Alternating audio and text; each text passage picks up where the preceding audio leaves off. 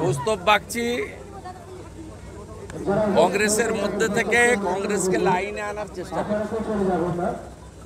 চেষ্টা করছেন কংগ্রেসকে যাতে লাইনে আনা যায়, কিন্তু আনতে পারবেন না। কারণ কংগ্রেসের মালিক যারা সোনিয়া গান্ধী, রাহুল গান্ধীরা, তারা চোর মমতার সঙ্গে, তার চোর ভাইপোর সঙ্গে 4 বার বিরিয়ানি খেয়েছে। তাই ভাই কৌস্তবের প্রতি আমার শুভেচ্ছা আছে।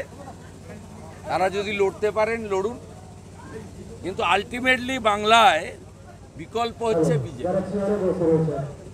কারণ কংগ্রেস টেস্টেড আর রিজেক্টেড, সিপিএম টেস্টেড রিজেক্টেড, তৃণমূলও টেস্টেড এবং রিজেক্ট হওয়ার পথে।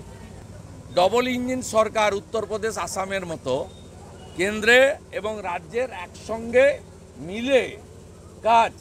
কৌস্তব বাগচিকে আমি বলবো লোকসভা পর্যন্ত দেখতে থাকুন। আগলি বার মোদিজি 400 সিট নিয়ে আসবে, তখন ডবল ইঞ্জিন সরকার করতে গেলে আমাদের সাথে আসতে হবে। দাদা, আগামীকাল তৃণমূলের প্রতিষ্ঠা দিবস, ঠিক তার আগে শনিবার দিন অভিষেক বন্দ্যোপাধ্যায় তার ঘনিষ্ঠ মহলে বলছেন যে তিনি কোনো সাংগঠনিক পদে থাকবেন না, কোনো মিটিং। আপনাকে কে বলেছে?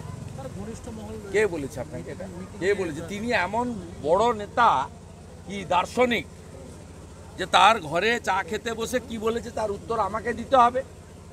ওর একমাত্র পরিচয় হচ্ছে ও মমতা পিসির ভাইপো।